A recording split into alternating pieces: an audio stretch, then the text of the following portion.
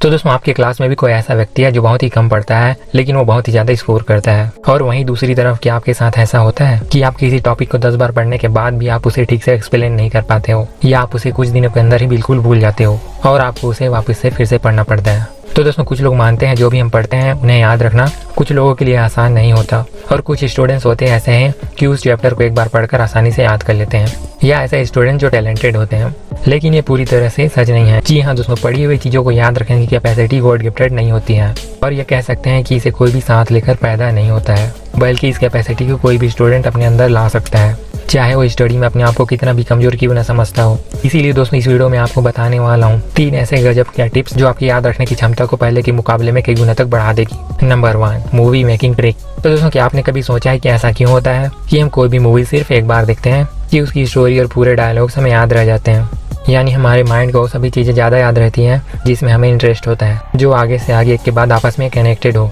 और मूवीज़ में सेम ऐसा ही होता है। तो फ्रेंड्स सबसे आप ये ट्रिक पढ़ाई में भी यूज़ कर सकते हो। तो दोस्तों आप भी ऐसे हार्ड चैप्टर्स को नोट कर लो और उनको जोड़कर एक ऐसी मूवी या क्लिप बनाओ और उन्हें आपस में कनेक्ट करके एक मूवी की तरह पेश करके आप पढ़िए। तो दोस्तों मैं पूरा एक्सप्लेन करूंगा तो वीडियो बहुत ही लंबी हो जाएगी। इंटरनेट और यूट्यूब पर आपको ऐसे बहुत से वीडियो मिल जाएंगे जो आपको बता देंगे आपके चैप्टर को मूवीज कैसे बनानी है, वो बता देंगे। तो फ्रेंड्स आपको ये काम करने में शुरू में थोड़ा टाइम लगेगा, लेकिन आपको ये काम सिर्फ एक ही बार करनी है, और ऐसा करने के बाद आप पढ़ी हुई चीज जिंदगी भर के लिए याद कर सकते हो। तो फ्रेंड्स बढ़ते हैं नेक्स्ट टिप की तरफ। Tip number 2, teach someone. तो फ्रेंड्स दुनिया के सबसे इंटेलिजेंट इंसान अल्बर्ट आइंस्टाइन ने भी कहा था, if you can explain it simply you don't understand it well enough. यानी दोस्तों आपने जो भी चीज को यानी कि जो आपने पढ़ा है उसे आप किसी को समझा नहीं सकते, तो उसे आपने खुद भी अभी तक ठीक से समझा नहीं है। तो दोस्तों आप चाहते हैं कि अगर आप जो भी पढ़े हो वो अगर आपको याद रहे, आप उसी चीज को पहले से अच्छे से समझो और फिर उसे किसी और को समझाओ, और यकीन मानिए दोस्तों अगर आपने ऐसा करते हैं तो वो चीज़ आपको हमेशा के लिए याद रहेंगी। अब आप लोगों में से कुछ लोग कहेंगे कि भाई हमारे पास तो कोई है ही नहीं तो हम किसे जाकर समझाएंगे। तो दोस्तों आपको ज़्यादा कुछ नहीं करना है, बस आपको करना यह है किसी से के सामने आपको जाकर खड़ा हो जाना है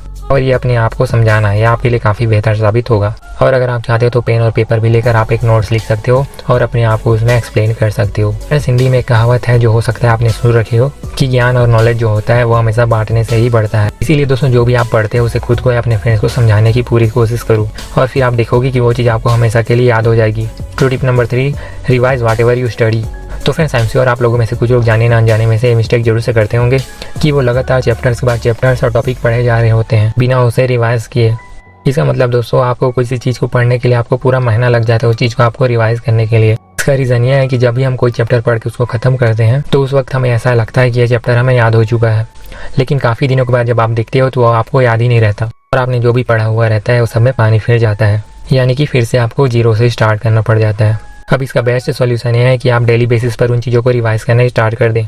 या फिर आपने पूरे वीक में जो भी चैप्टर्स पढ़े हैं उसे आप संडे को या कोई भी दिन आप एक दिन में रिवाइज करो, या फिर आप एक शेड्यूल बनाओ कि इतने दिन के अंदर में, या फिर आप इस दिन की पूरे चैप्टर्स को आपने जितना भी पढ़ा है उसे आप एक दिन बैठकर रिवाइज करेंगे, और ऐसा करने के बाद आपको यकीन हो जाएगा कि ये कितनी ज़्यादा इफेक्टिव ट्रिक है। तो दोस्तों ये थी 3 और सबसे ज़्यादा प्रैक्टिकल टिप्स जो आपको बहुत ही ज़्यादा हेल्प करने वाली हैं आपकी स्टडी में, और इसीलिए आप इन तीनों टिप्स को अपनी स्टडी में जरूर से इम्प्लीमेंट करें।